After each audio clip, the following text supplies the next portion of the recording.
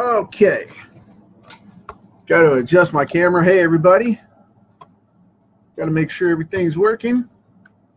Make sure we're all in panel and frame and all that. How's everybody doing? I hope it's going cool today. Back at you again for another card coloring session. This is part 2 of the ones that we were doing yesterday. I'm going to share this over with the page so everybody can see it, and then we'll get started. Come on, come on. There we go. I'm going to finish up the Ant-Man that I did yesterday and show you guys what I did with Man-Bat. Of course, I haven't pressed the card yet, and it's decided to curl up and coil up and all that. I haven't pressed it out. But, yeah, it came out really solid. I had fun with it, and I'm glad you guys made it. Jimmy and Poe, thank you for coming on. I appreciate it. Yeah, like I said, I finished this one up with no problem during the live yesterday. And a couple of you asked to see the Ultraman that I did the day before on Sunday. There you go. Cool deal. So, moving right along with this, I'm going to start knocking out the rest of Ant-Man here. We've got a couple of shadows on him, and I've got a couple of bright reds for the gloves, and then we're going to knock that out and get going on ScareCrow here real quick. I'm just going to kind of keep this real simple because his gloves in this version are going to be red and black with silver accents on the fingers. And I know that's not exact, but that's my incarnation, my rendition of the character. So just running the tech through his hands there, and I'll probably have to spot check to make sure, because I think that one's red on the inside and it wraps around in silver on the outside. But I will check that as I excuse me, as I go along and finish that up. Got a couple of I got sniffles all of a sudden. I don't know what happened. My nose has been driving me crazy. I'm sorry. But we've got this going on. I'm going to put in this gray for these silver accents. And like I said, just line these out real quick because that's what it was.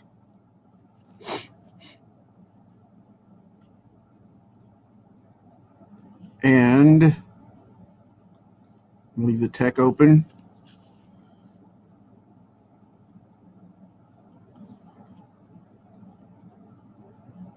Because that part was white with the controls. Yeah, I'll go down here on this side of the belt. This will be really quick. This one will be nice and easy because these are just accents right here. So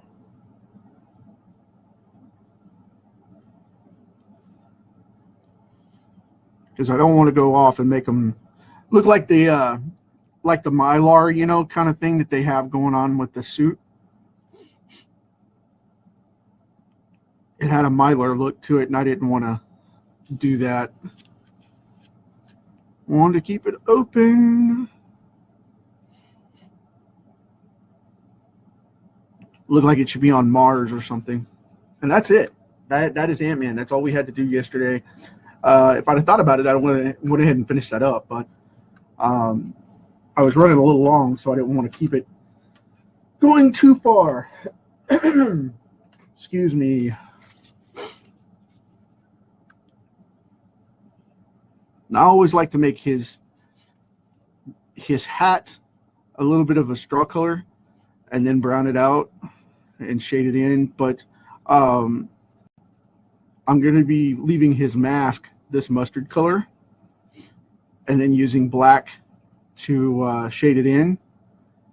But I want to color in this hat because in this incarnation, his hat is a straw hat, and it matches the burlap sack that's on his face. So I'm going to shade this in just a little bit because I want it to offset, because that won't work. It looks funky, and we're not going to have that going on. That's a technical term, by the way. But yeah, I can see where this is going. Bear with me here just a second. I'm going to get a throat drop because I know where this is going. It's going to tie me up. There we go. Put that in the old file 13 there so we don't have the wrapper floating around everywhere. That'll open me up. But, yep, going to be cool. I am finishing up this set, and it's crazy. This particular set of cards is coming off like no tomorrow, and by that I mean they're just getting hammered out. I've done probably another 10 or 15 to fruition again without showing them, because of the fact that I just didn't want to make videos of them just to make videos, you know, and I didn't want everybody to think it was just filler. I'm doing this as a series for my sketchbook and for training purposes, as I've mentioned many times before, but I don't want people to think that, you know, now I've stopped doing original pieces because of the fact that I'm just coloring what I did before. And I'm not doing that. I am in my busy season right now, and I will be until about April, because I have 9 titles that I'm pumping out between now and the first week of February, between now and about the 12th of February. And my website timers go up today. They were supposed to go up earlier today, but I just got word that my servers are now active and everything's secure on the back end through my tech services, so I'm stable again with my secondary line of servers taking over and getting over that legal action that I had to take and whatnot. So we get that up, and I'm going to be working on that all evening long, so you guys can have that tomorrow. I'm going to send up links and stuff and start posting stuff for you guys so you can see it. It's going to be great. And around that, oh my goodness, my nose is just killing me. Around that, I'm going to have some other stuff going on with these cards coming out and getting ready for the book. So I'm going to start posting some of the other pieces that I colored on my timeline and in my new blog release, so you guys will be able to check that out. So that'll give you some specifics. And got something else going on with the show. I'm going to start, I know I colored those pieces because I'm going to use this as the base before I tone those down. But I'm going to be doing some how-to stuff for you guys, and the long-awaited How to Draw Comics course is about to take off. And I'm going to be giving a big chunk of that. I'm going to be doing a basic version online for free, and then I'm going to do a higher-end, more elaborate version for my website. And the reason that I'm doing the more elaborate version and going to be charging for it is because of the fact it's going to be a little more extensive, and it's going to be a collection, not just the simple stuff, not going to be basic, you know, 101 hardcore stuff, but you know, you guys will get a 20-30 minute video on each one and cover the bases, and you'll be able to ask me questions as you want. So you'll be able to handle all that and still get all the information that I always give you. So like I said, I'm not going to cut short and skimp on it. It's going to be out there, man. But I do have a little bit of a different level going in with this other. So that's the reason for the change up. But I still will be offering the free version just like you guys wanted. And it's not, like I said, it's not going to be cheaped out or skimped out. It's going to be the same information that I give here, except I'm going to break it down to where you'll learn how to draw clothes, perspective, all that good stuff, figures, men and women. And I'm going to break it down into a little more technical detail to where you'll be able to see all that. So get planned to watch that and check it out, because it's coming down the line. And the 15th is going to roll up on me here in a couple of days, so I got to start getting ready for everything coming together, because the 15th to the 25th is when I'm going to start releasing all this stuff, and that's when I'm going to start handing it all over to you guys. And I got to get the bugs out of the websites, all that mess going on, and get some stuff posted. So I know it's been a long time coming, and I appreciate all the following on it. And I've got zombies everywhere across my desk. Of course, we're not calling them zombies in this series. We called them what Ramiro called them. So, and I got a trivia question for you. If you're a real horror fan and you're watching this, you can post it in the comments, and I'll give you something free for it. I'll give you some cool insight on it, and I'll give you a special gift if you can answer. It will be digital, though, but by the way, I'm not mailing out a bunch of stuff like that because of the fact that it would be very, very heavy to do that, and I don't want to impose that way. But anyway, just to let you guys know, but it will be digital, and it'll be cool. But if you can figure out what Ramiro called them, go ahead. But don't Google it. Don't cheat. Don't cheat. I want to see how many people watching know. Hey, Brian, Ralph.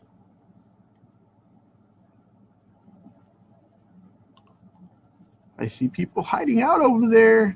That's cool. Now I'm going with the classic costume.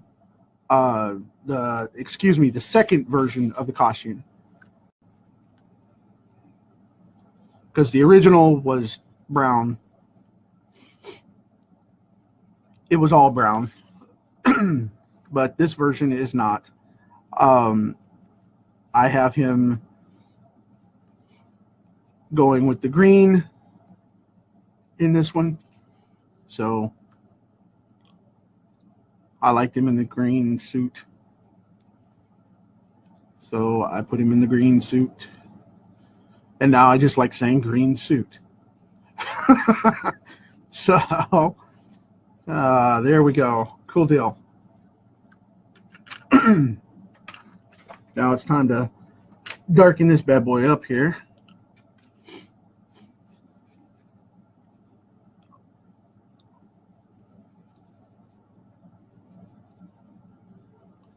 Just giving some simple shadows and some life to it.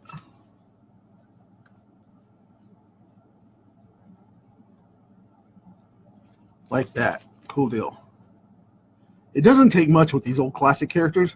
They bring themselves together really quick because of the dynamic of the suit, and you don't really have to worry about all that, which I'll go in and patch these holes too. They're not holes in the card, they're holes in the ink where it cracked. And that's because these cards aren't very absorbent sometimes. But once I chose the stock, that was what I had to stick with for the series, so that they would be universal and not give anybody any grief about difference. Kind of adding a core shadow on these, just a little bit to pop it out.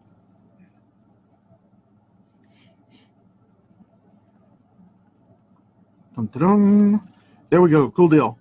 Now I'm going to go in here and low light that.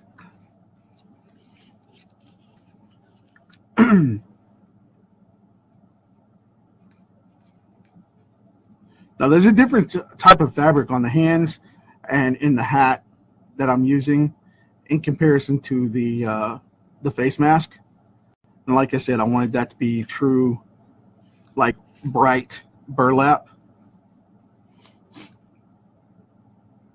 And I wanted the hat to be kind of a crushed leather rather, than being true straw. I wanted it to be like a crushed leather, and I wanted the gloves made of the same material.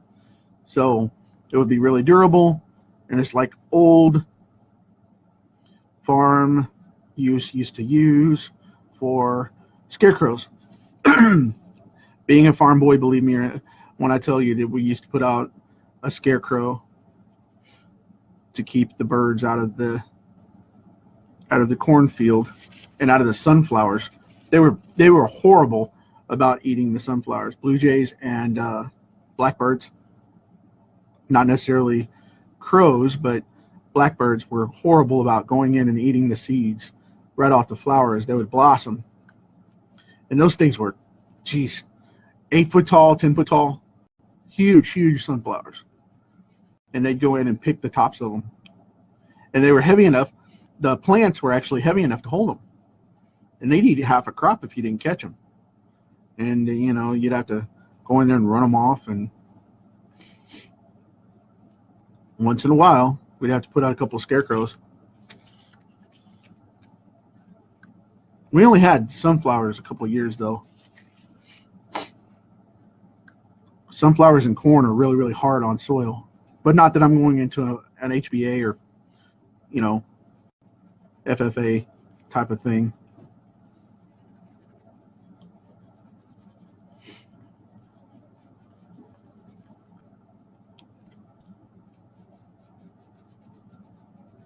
And it's herb and botanical, not health and beauty like Walmart. I don't want you guys to look at me. What? HBA? What? No. I was talking herbal and botanical. So anyway, that's funny. However, I hear sunflower oil. I don't know if there's any truth to it or not, but I've heard a rumor or two that sunflower oil is becoming really common use in health and beauty products. I know I like cooking with it as a foodie. I like cooking with it a lot. But to each their own. We'll leave that as is. You know what I mean? So I'm going to come in here with this black now. And I'm going to kind of trim this out. And like I said, I want this to stay really pale and really creepy. Almost a washed kind of look. And the way you make the scarecrow look scary underneath this is to make him look as aged as possible, to where you can't tell if it's a human or if it's a monster underneath there. And if you do, you have to ask the question, what kind of monster is it? That's the best ones to have. I mean, everybody's afraid of themselves. You know, we're all afraid of becoming something we can't control ourselves with and being stuck in a body like that. That's the reason zombies are so intimidating. You know, reference to the Night of the Living Dead stuff that I'm doing. The undead, that's the reason that's so creepy to people. It's because of the fact it's something we can't control. It's just like, you know, an anxiety or fear of passing away or whatever, drowning, getting burned, all that good stuff. It's because you're out of control, you know, and that's part of why the scare factor comes in so strong. And that's what a lot of that reflects, whether you want it to or not. But you shade this guy in, you're going to make him horrifying. Just because of the fact that you don't know what's under there. And the more detail you add, because of the less human you can make him, the more intimidating it is. And like I said, it's because of the fact that, you know, you can't tell what's under there. I want to make sure that connects so it looks like it's one piece. But, yep. I get asked all the time, what's the thing that scares me the most about this stuff? I I don't know. I don't get scared very easily. But as I've mentioned many times, I am jumpy, and it's because I have a little bit of training from law enforcement and martial arts and things like that. And it's just, yeah, I'm a very jumpy person when I don't like being grabbed. I know that I don't like being grabbed, but I get punchy very quickly. Yep, I get very punchy. But other than that, though, yeah, I don't think much scares me. Stuff creeps me out, though. I get creeped out all the time. Be watching horror movies and stuff like that, and just get messed with.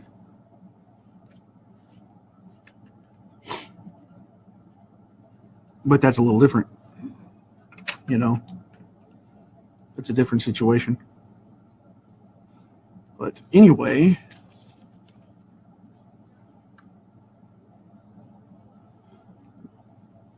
now to give it a different look and texture, I'm coming in with this braided rope and doing gray on it, so it looks a little more worn than the mask, and it looks a little different in texture, so that we have that going on. And now I'm going to bump this up a little bit.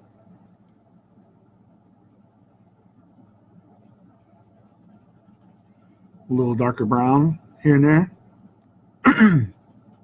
If you've seen these before, you know how I do this. I just go in and darken it up a little bit right at the core. Kind of shade things in and make it look a little richer and make those lighter colors transition a little easier. So got that going on.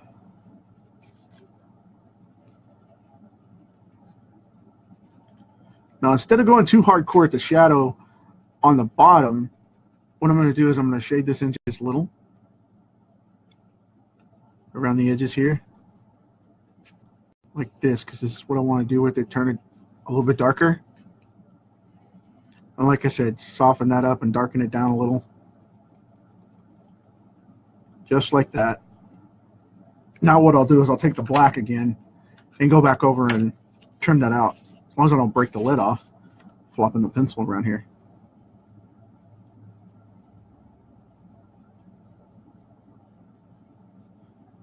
Harden down those specific shadows for the ridged areas. Now I like to use a feathering effect on this, and the reason I do this is because of the fact that what ends up happening is it kind of causes a false gradation.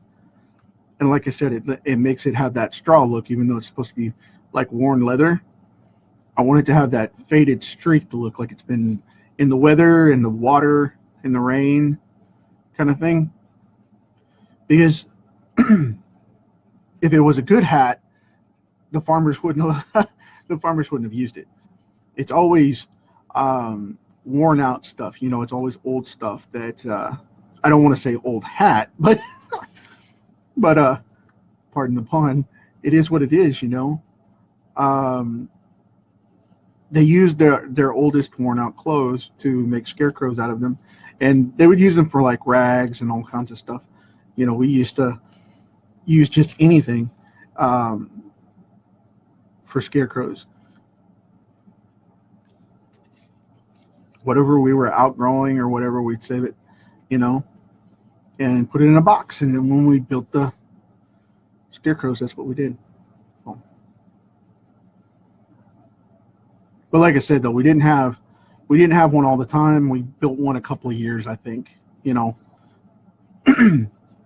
My granddad was a heavy farmer, and he mostly raised cattle, but every once in a while he would raise something, like a big crop of something, and it would get, harassed by wildlife, as it does.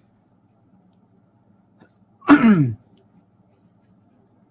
course, I tend to think he did it more for us than he did for the sake of doing it. I think he did it for, us, the grandkids and stuff. But he was that kind of guy. Still is. Still kicking. Still kicking.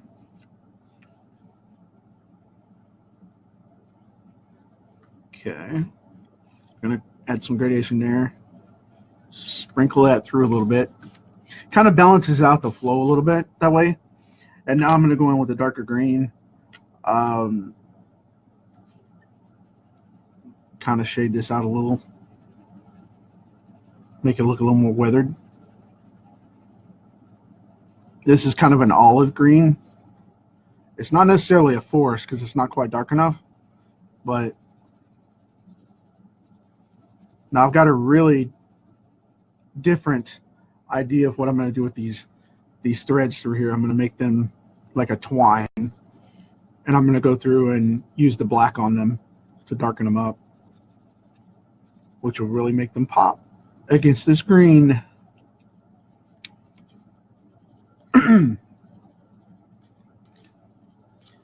going to use a little yellow here on this straw, and then I'm going to gray coat it so that we can get that worn, weathered look as well for the straw coming out of that. Bear with my hand being in the way for a second because I don't want to do circles on this card. I'm trying to stay stable with going back and forth, and I'm right there on the edge, and I don't want to buckle it. Because then one of you guys will get a dog-eared card, and that'd be horrible. Or I'd have to take it out of the collection completely, and I don't want to do that either. So now, like I said, I'll go in with this darker gray.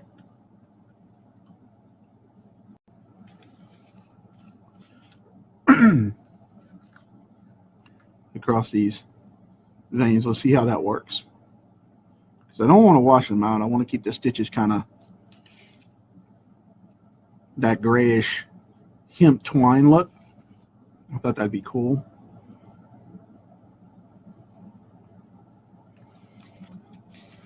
I think that's, yeah, that works. Cool deal. I'm happy with that. Alrighty, now we're going to move on to this yellow here. I know this is going to be a bright yellow, and you probably can't see it on cam, but we'll see. I want it to be a bright yellow like the straw coming out of his hat.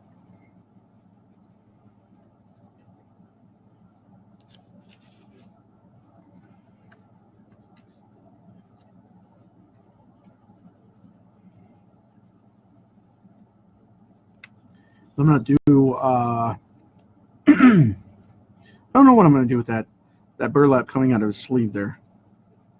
I'll probably color it like his face a little bit so there's a softer fabric, and it'll drag the color down through here without freaking out. Go to this gray here. Oops, wrong one. Go to a darker one. Because I want this to look weathered and worn out, you know, because he's trying to simulate being stuffed with straw, like a real scarecrow would be. So I want that to look weathered.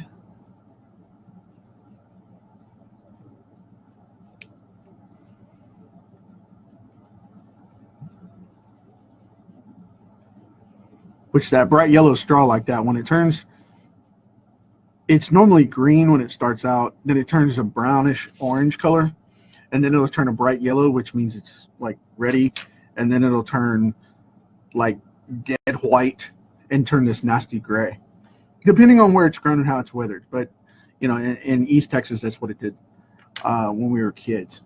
So I mean, I don't know what necessarily they have down there now. I remember it changing those colors. It depends on what it is and where it comes from.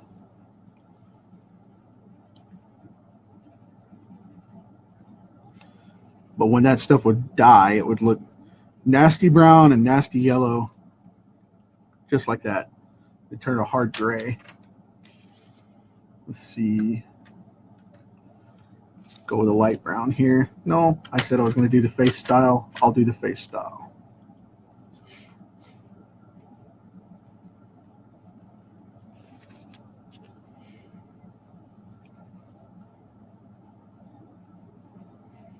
And this way I can get away with a little bit harder black in here.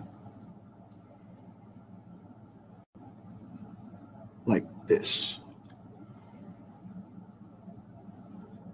Sorry if you can hear me crunching on my throat drop. It's better to hear that than than the horrible sniffles.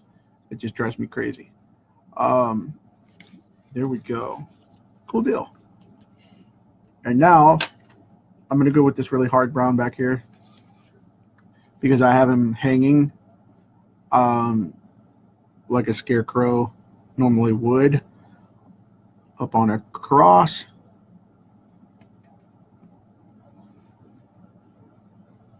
So I've got some wood back here. I'm going against the grains here because I want them to look a little smudged and distant. So I'm coloring over the inks, which, like I said, these pencils are very forgiving for that. So it's not a real hardcore thing. Now I am in need of some blues, and I did not grab them. Bear with me just a second. I will get those. I could typically go with, you know, a Batman style sky, but I decided not to.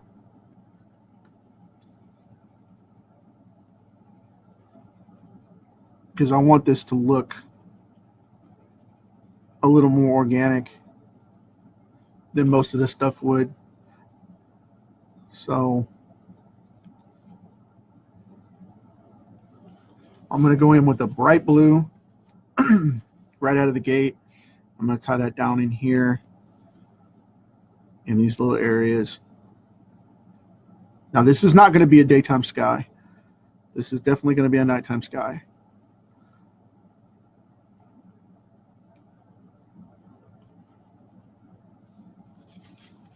So we'll leave the little ring around the moon there.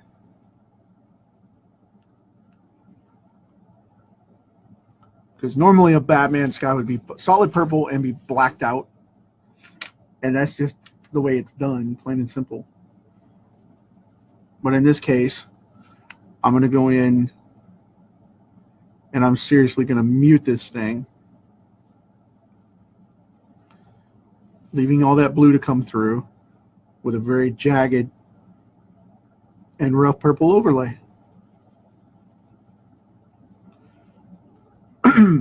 My daughter, when I draw, she calls this a Scooby-Doo sky. She's called it that since she was like 3. Yep, she calls this a Scooby-Doo sky because it's all purple like in the old intro. Whenever I do it like this. So there we go. Cool deal.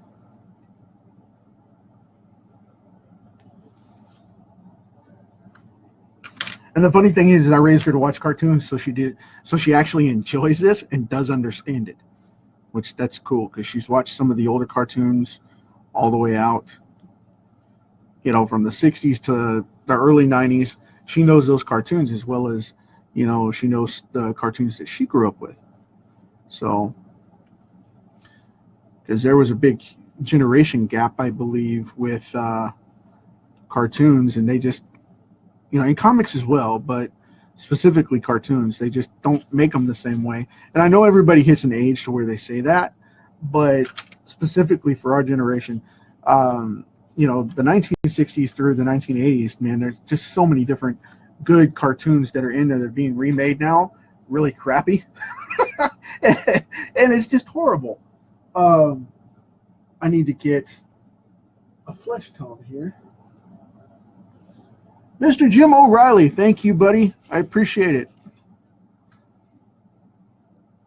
If you haven't seen Jim's Hulk, please go check it out. The dude is working on a Planet Hulk piece today. Man, just check him out. Awesome, awesome stuff. He was working on his earlier, and I tried not to interrupt by coming on. Not that I'm just going to, you know, dampen his style by any means. It's just still... check him out. That's my buddy Jim. He is a phenomenal supporter of the independent market and comics in general, but specifically the independent market. And the dude does awesome work. He's got kind of a Kubert flare going on, as I call it, because I like to pick out influences and see if I can guess who's got, you know, that kind of influence going on. And he's got kind of an old school Adam Kubert kind of influence going on right now. Man, where he uses heavy shadows, you know, beautiful stuff. Dig the dude's work. Yeah, Jim is phenomenal with that stuff. He was inking that piece, and like I said, I was watching a big chunk of it, and if I didn't have to come on today to hold honor to you guys, I would have hung out a little bit more. But I got to do what I got to do. My fan base needs me. So, and I'm very pleased and honored and thankful for that. Because there are some out there that don't respect that quite enough. But yeah, if you can, go check out Jim. His stuff is awesome. Just not right now, because I'm doing because I'm doing this.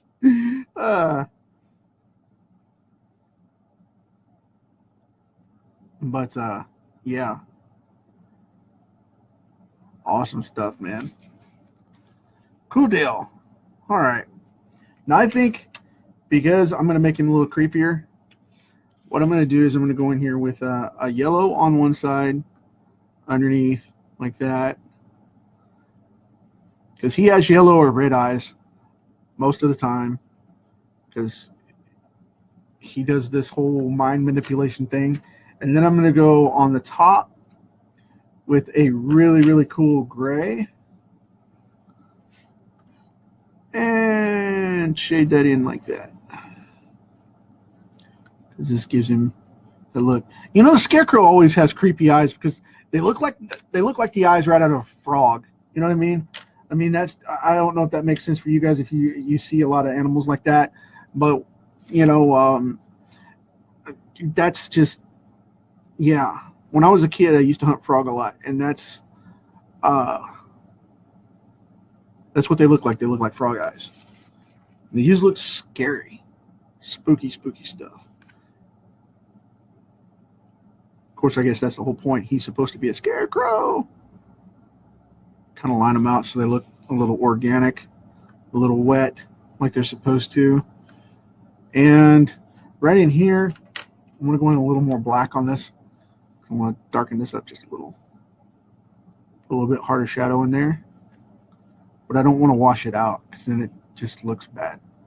But like in select places, give it a little bit harder look right around the edges there. Boom, boom, boom. Under that jaw. Right down there to go into that mask a little. And there we go, folks. I also think I'm going to add a little yellow and gray to this moon.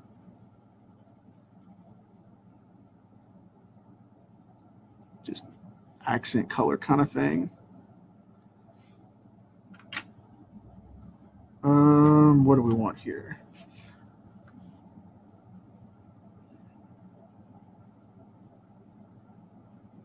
Go around here for the shadows. Make these look like they're popping a little bit. And with a backlight on the moon, nobody ever does this, but let me tell you, on the back side, this is the dark side of the moon right here that you're seeing, because the sun hits it from the highlight. That's the reason you can see it, and it's lit from behind. It's reflecting off of the back side, and it should actually be, this is why you get that man in the moon shadow. This is more of the dim side. It's reflecting. It's not direct sun. That's the reason why it does that shadowing thing that it does. And a lot of people don't realize that. I mean, it's not the literal dark side of the moon, but it's more of an angle, depending on where the sun and the moon and the earth are in the cycle. But that's the reason we get that foggy look sometimes. And that's the reason we get that shadowed look. And then that's the reason we get the dark, the dark moon or the bright moon in direct sunlight or reflecting off the Earth's surface from the other side of the planet. Because that's what it's doing. It's reflecting off. It's hitting from behind and gives it that beam around it. and then it's reflecting off the Earth back to the moon. That's the reason it's dim lit in here. So people say it always faces the dark side of the moon. Well, the thing is, the true dark side of the moon to us is always facing outward away from Earth anyway, because it doesn't rotate that way. But that's a little tidbit to think about why the moon lights the way it does. Just a little science for you too. So, but there we go, folks. I am going to go over to finish this up. I'm going to go over this just a little bit to make it match up. Darken this down just a little without trying to muddy it up. And then we're going to call it done. I appreciate you hanging out with me again, always. And I'm going to have some Night of the Living Dead for you pretty soon. Catman Evolution is about done. Number 4, 5, and 6 are finished up. I've got 7, 8, 9, and 10 on the table right now.